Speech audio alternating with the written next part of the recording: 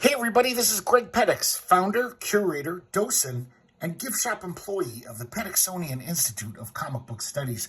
Today we're going to continue our overview of Epic Illustrated Magazine. This is the 4th issue, winter 1980. Look at this cover. Michael Kaluta. This thing is fucking gorgeous. I wish this was a poster. Michael Kaluta, maybe one of the best cover artists of comics history. He did so many covers. If you actually look at his interior output, he didn't draw that many interior pages. He basically spent most of his career drawing beautiful covers for many different titles. And they were always perfect. They was amazing, just well-designed, well-drawn.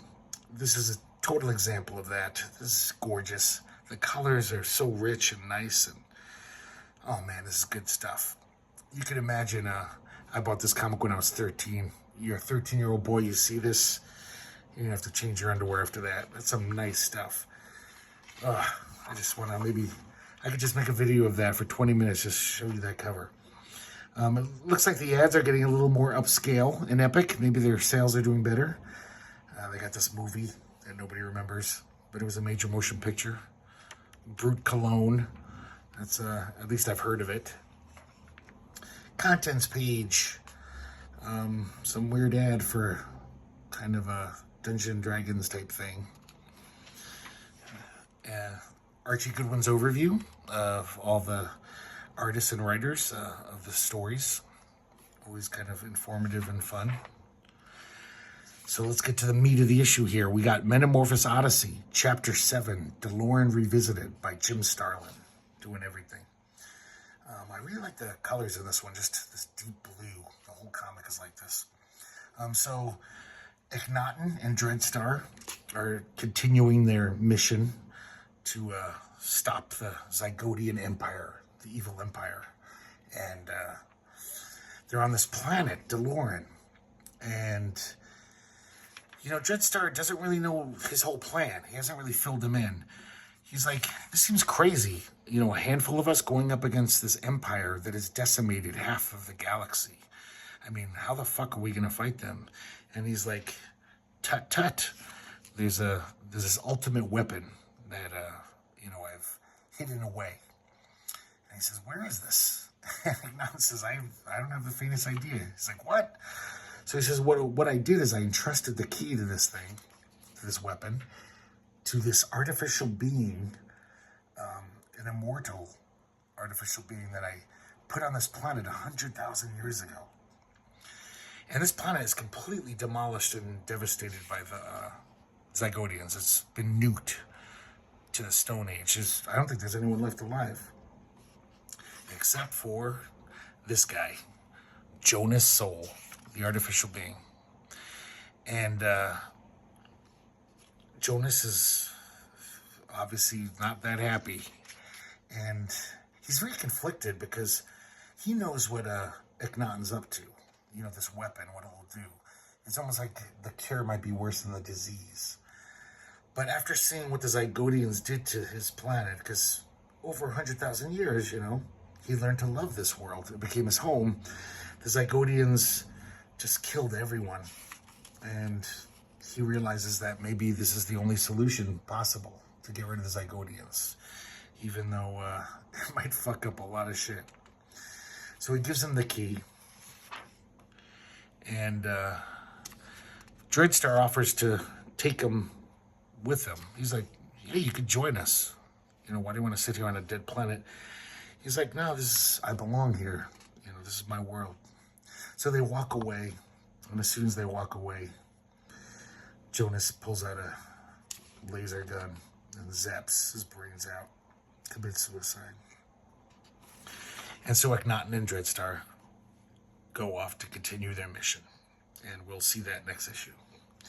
Here's a nice portfolio of Shotaro Ishimori. This was really interesting, you know, when I read this as a kid, because I knew nothing about manga or anime or any Japanese art at all. And this is an article about a mangaka. And this first page, I love this. This is like some great heavy metal album cover. That's some wicked shit. But then the other stuff, you know, kind of typical anime, the big eye style. He was responsible for Cyborg 009, Kamen Rider, some really classic, famous anime and manga characters. He was like a more sensitive side to him.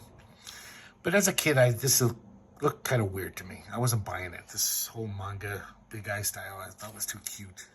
You know, I want to see Michael Kaluta and Richard Corbin. But now I kind of want to read this stuff. This looks pretty interesting. So here we have the second chapter of the excerpt of the Elric of Melniboné graphic novel, which will come out in a couple of years from now from Marvel's graphic novel line. It's kind of annoying, so since it's just an excerpt, I'm just going to kind of gloss over it. It's, once again, you know, written by Roy Thomas, adapted from Michael Moorcock's novel, and P. Craig Russell draws it beautifully. And so Elric is heading towards Emir, I don't know how to pronounce that, the dreaming city where he's from. And that's some beautiful P. Craig Russell. Only he could design a city that looks like that. That, like, fairy tale-ish. And just making the sun do this color thing. That's just like, looks like Hopi art. Native American art. So just beautiful art. He's gets to the city. He's traversing through it. He sees the decadence of Melniboné. The rich people just live in total, like, drug-induced stupor. And the slaves are just, you know, living in total squalor. Rats running around. I think Melniboné was kind of Michael Moorcock's metaphor for the United States, it seems. Because they're very powerful, and yet they're kind of rotting from within. And they're getting weaker because of that. So Elric's heading to the sleeping chambers of his true love, who he's had to, you know, who's been taken from him. And he fights this soldier to get through. And he sees her. Look at this beautiful P. Craig Russell design. This is like total Art Nouveau, great shit. Beautiful colors. And it's kind of weird. She has this almost disease, like a sleepy sickness. I don't know if she's like an opium addict, because she took so many drugs.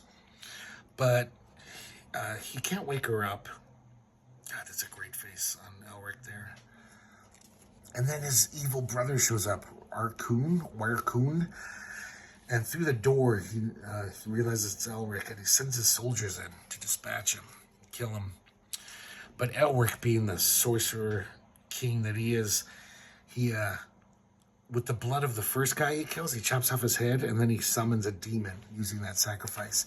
And this, like, Cthulhu-type amorphous monster shows up and just totally devours the soldiers. It's pretty great. And then he escapes, and, you know, who cares? It's Epic Illustrated is not going to show us what happens, because this is never going to appear again. It's going to continue in a graphic novel years later. So kind of annoying. This article is really interesting. It's 1980. This is only 2 years after Will Eisner's Contract with God and McGregor and Galassy's Saber. Nobody was really using the term graphic novel. But in 1980, Archie Goodwin is writing this article about, like, the history of the graphic novel and where it's headed. And, you know, this is a new thing. People weren't really talking about graphic novels back then. Now, of course, you know, there's so many articles like this about graphic novels and stuff. But this was a new thing. Even though it's not entirely new, and he gives us a decent history of, you know, things that were graphic novels, like the woodcut novels of Lind Ward, back in the 30s, like God's Man and Wild Pilgrimage. And then he jumps ahead. Oh, I'm sorry, before I mention that, I should say this article is illustrated by Neil Adams Continuity Associates. They had all these graphic novels planned. I didn't even know, some of these did come out, some of these didn't. This is Neil Adams doing the Dracula Werewolf Frankenstein one, which was actually a Power Records comic. And I think they eventually put it out in Europe, at least. Some nice Neil Adams art. So getting back to the article, then he jumps ahead and he talks about Gil Kane's attempts in the late 60s and early 70s to do kind of like proto-graphic novels. He, with his Savage, his name is Savage, and Black Mark. And then he talks about Byron Price, who all through the 70s was kind of putting out these hybrid, graphic novel type things. And, here's Michael Golden, Bucky O'Hare. That did come out. Thank God, because it's a great kids comic. Oh yeah, Larry Hama wrote that. Larry Hama and Michael Golden. And then he kind of comes to the present and he mentions, Saber and Contract with God and The Wizard King by Wally Wood, Silver Surfer graphic novel by Lee and Kirby, and The First Kingdom. So it's basically like this is the birth of the graphic novel, and it's just starting, and he's kind of wondering where it might end up. He does mention his own graphic novel that he did with Walter Simonson, Alien the Illustrated Story, but he discounts it by saying it's a film adaptation. This is Ed Davis, Writers to Galaxy's End, which I'm pretty sure never came out. So here we got chapter 3 of Almeric. And so there's Esau with Althea. They're still in that the wild area after last issue. Big storm out. And then all of a sudden, these other beastmen show up. The Thugrins. I guess they're from the city of Thugra. And they look just like the people from his city, Koth, where he's been kind of accepted and adopted into. But they're enemies. So this guy just attacks Esau, and then all these other guys come out, and he can't fight them all. And they conk him on the head and knock him out. For such a strong guy, he's got like a glass skull. He gets conked out like in every issue. He gets bested by people and they knock him out. So they're taking him to their city, and their city looks very much like Koth, except they're the bad guys. They torture him for like a week. And then one day, Althea comes in, and the reason why she's free is because there's some commotion. Apparently the Yagas, those winged demons from last issue, they're attacking the city and killing all the Thugrins. So the guy who really hates his guts, like the general, he's like, I'm going to kill you before they get the chance. Before I die, I'm going to take you with me. But Esau kicks him in the head, knocks him out, and then the Yagas come in. And that's the real threat. These guys are scary. So they totally destroy the city. And, the centerfold is ripping out. I guess it's from reading it 50 times as a kid. And they kill almost all the men, and they capture all the women and fly off with them. And it's a lot of them. There's like thousands of them. And here's some nice fantasy art. Them flying through the terrain. Beautiful Tim Conrad paints here. Oh, did I mention? I forgot to mention. Once again, written by Roy Thomas and art by Tim Conrad. So they get to the city, and look at this shit. This is so impressive fantasy art here. Let me look on the camera and make sure you get it all. So this is their city, Yuga. And at the base of the city is this little settlement where the Akkas live. And the Akkas are like their slaves. And the Akkas worship the Yagas as gods.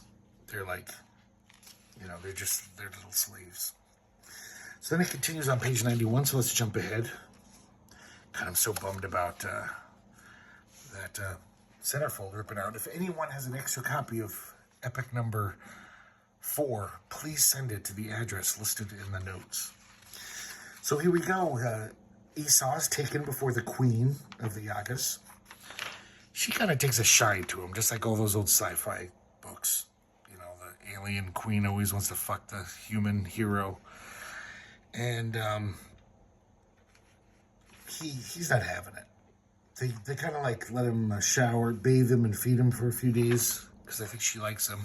Then she calls him back to her chambers and tells him, I'm attracted to you. But then they call her away. She has to do some errand real quick. And they leave Esau alone in her chambers. And this guy comes and says, what the hell are you doing here in the queen's chambers? And Esau jumps on him and kills him. I like these 2 panels here. You just see the window, and then throws them out the window. That's some nice storytelling. And then Esau escapes the city, and once again he coerces one of these wing guys at knife point to fly him out of there. So he just uses these guys as steeds all the time. They're like sky ponies for him, I guess. So after that, we get back to where we were. This is a little goofy little story by Mark Hempel. Did a lot of independent comics work throughout the 80s and 90s. I think he's still drawn. I'm not sure. I haven't seen him in a while. He was a kind of nice cartoony style. Very good at colors. I really like these colors. I don't know if it's, I think I see watercolor and maybe some oils. Or mostly watercolor, I think. So this is kind of one of those silly little nebulous heavy metal type stories, you know. These like white hunters are on this alien planet, and there's a native woman, and they're hunting her, and she runs into this like tall grass, and when they run to follow, this alien grass is like, it's almost like a Venus flytrap. It just starts cutting them, and basically it's devouring them. It's like this guy, like he's just bleeding to death. The grass killed him, and then the woman comes out, and you see she's got metal legs, and that's how she survives in this world. Very silly, but yeah, some nice colors. That's some really good stuff. This is a really interesting little short sci-fi story. It's written by B.K. Taylor from National Lampoon. For years, he wrote and drew The Appletons, I believe it was called. You know, that funny strip, and also drew Timberland Tales. Really funny, zany cartoonist. But this is a very serious, like, kind of anti-war story. It's drawn by James Fox, who I've never heard of before or since. And it's basically this old mercenary is calling back to base. They've just successfully taken out the enemy. But they have like 62% losses. And, you know, the heartless guys in high command are just like, good job. Those are acceptable losses. That's pretty good. Only 62% dead. You know how, like, generals are. They're heartless fucks. So he starts thinking about his life and thinking about all the bastards he's worked for over the years, you know, being a mercenary soldier. And he's reminiscing about how at first it was great being a mercenary. He loved it.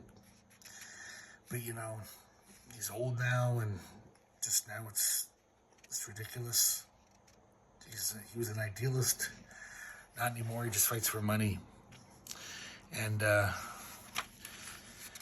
we realize he's kind of slumped over. So, and he says basically that there's one grim reality of this profession.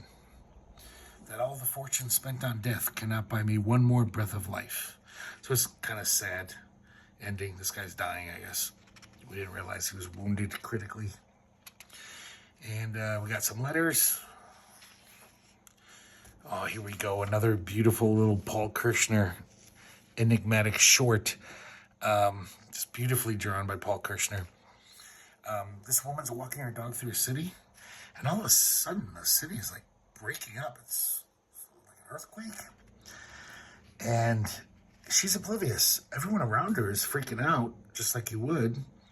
And it's a huge earthquake. Like, everything's just falling in on itself. Everyone's panicking. She's just walking her dog calmly. And then it's beyond an earthquake, because it's like the whole earth is falling in, like it's fucking Armageddon, you know? But she meets another calm person, and then they make it across this last little bit to this plain, and there's other calm people there, and they walk off serenely into the distance. So I don't know what the message is of this strange little story. I don't know if it's maybe like a Zen parable, like, you know, don't worry too much, or that'll be your doom. I don't know. Who knows? But I don't care. It's just a great, well-drawn, nice little story that makes you think. Oh, this is some gorgeous shit now. Okay, Rick Veitch flying solo. And with all of his airbrush acumen and beautiful coloring techniques at his command, does this little sci-fi story. And we can already see it, just crazy colors. And it's called Solar Plexus. And basically, there's in the future, man has made this probably the greatest accomplishment mankind has ever done, at least technologically. Like this thing, the Sun Tap 1, it was built to tap the sun's energy. They had to strip mine all of Mars to build it. Twice the monetary system of Earth had collapsed under its staggering cost. And a global war had been fought to determine its ownership. That's how, like, this is just the biggest thing man has ever attempted. And it's run by the project is run by this guy. And this guy's a weird backstory here. I love that panel. Some great Rick Veitch art. So apparently when he was a little kid, there was a solar eclipse. And he died while the sun was behind the moon. And as soon as the sun came out, he came back to life. So somehow it's kind of really inexplicable. He has this like mystic connection with the sun. And because of that, he became an expert on, stars and the sun. So he led this project. And they're doing it. And they put this solar tap like 50,000 kilometers long straight into the guts of the sun, and it starts slurping up plasma. And it says for the first time in all creation, a star feels pain. The sun this is hurting the sun. And because he's connected with the sun, all of a sudden he has this pain in his chest. And he's like, oh shit, maybe we shouldn't have done this. This is maybe a mistake. And he's saying, shut it down, but it's too late. Because there's solar flares. It's fucking with the ship's, computers. And as he's dying, because, his chest is exploding, basically, he says, the star was alive. We killed it. And another guy says, 3 seconds to Nova. And, sir, we can't do anything. Their circuitry is just fucked. And the star screams. And then everyone realizes, like, oh shit, it's going Nova. We fucked up. And this guy says the sun is moving. So it's not just going Nova. It's like running or like flying through space like a wounded animal, just screaming in its torment. And so then, oh, look at this, like amazing, crazy psychedelic airbrush shit. This is the sun imploding or going Nova. Only Rick Veitch could do that stuff. Well, maybe Corbin. But Rick Veitch was so amazing at that stuff. It's kind of a shame he doesn't do color anymore. He was so good at it. And then it dies off, and the rest of the stars observe the catastrophe. The meaning is clear. The dance is over. Oh, that's some good stuff.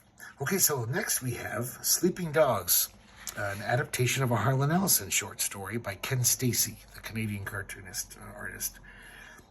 This is pretty early in Ken Stacy's career. I would say it's a little crude. I think Ken Stacy got a little better. But this is an adaptation of one of Harlan Ellison's Earth Kaiba War stories. He had a few short stories that were kind of connected by this war between this alien race and Earth. And there's this like cold-hearted general, who will win at any cost.